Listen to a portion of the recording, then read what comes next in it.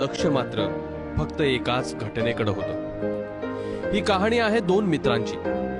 Railway स्थानकावरच्या हायटेन्शन वायरचा झटका बसला आणि एक माकड अर्धवट जळालेल्या अवस्थेत निपचित पडलं होतं। इलेक्ट्रिक पोल आणि ट्रॅकच्या मध्ये अशा अडचणीच्या ठिकाणी ते माकड अडकलं। सोबत असलेल्या त्या माकडाच्या मित्रानं त्याच्याकडे धाव घेतली।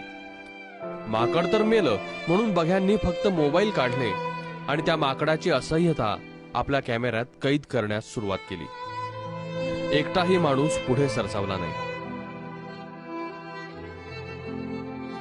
मदतीला कुणीच येत नाही हे पाहून अखेर मरकट मित्रानंच खटाटोप सुरू केले। बेशुद्ध अवस्थेत पडलेल्या मित्राला प्लॅटफॉर्म आणि इलेक्ट्रिक पोलच्या बेचकीतून वर काढणं त्याला जमत नव्हतं। अनेक वेळा त्याला अपयश आलं, मात्र या मित्रानं धीर सोडला नाही।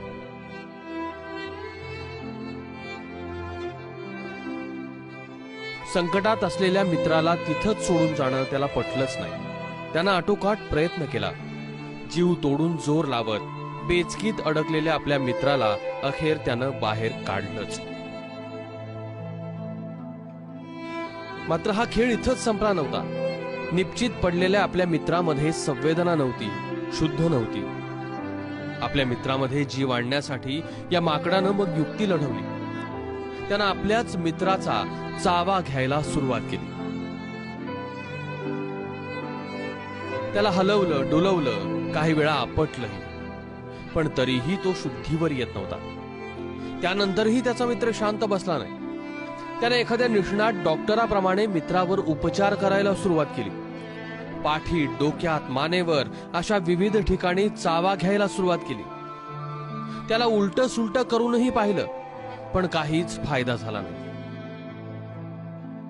मित्राचा जीव वाचवणाऱ्या माकडाला या 3 आघाड्यांवर लढावं लागत होतं। कारण एकीकडे आपला मित्र मरणाच्या दारात होता, दुसरीकडे बघ्यांनी या माकडाला हुसकवण्यास सुरुवात केली होती, तर तिसरीकडे आजूबाजूने रेल्वे जात होत्या। अखेर रेल्वे प्लॅटफॉर्म खालच्या गटारीतलं पाणी या माकडाला दिसलं आणि शेवटचा उपाय म्हणून त्यानं आपल्या मित्राला थेट गटारीत टाकलं। 2-3 वेळा पाण्यात बुचकळूनही काढलं आणि काही क्षणात मान टाकलेल्या या मित्राच्या जीवात जीव आला। सुमारे अर्धा तास हा संघर्ष सुरू होता। एका जीवलग मित्राच्या अथक प्रयत्नांमुळे मित्राच्या जीवात जीव आला होता। काही क्षणाच्या विश्रांतीनंतर दोघेही आपल्या घराच्या दिशेने निघून गेले। प्लॅटफॉर्मवरच्या गर्दीतल्या प्रत्येक मोबाईलमध्ये ही कथा कैद झाली आणि त्याच मोबाईलमध्ये कैद झाली माणसाची निष्ठुरता। ब्युरो रिपोर्ट, एबीपी माझा।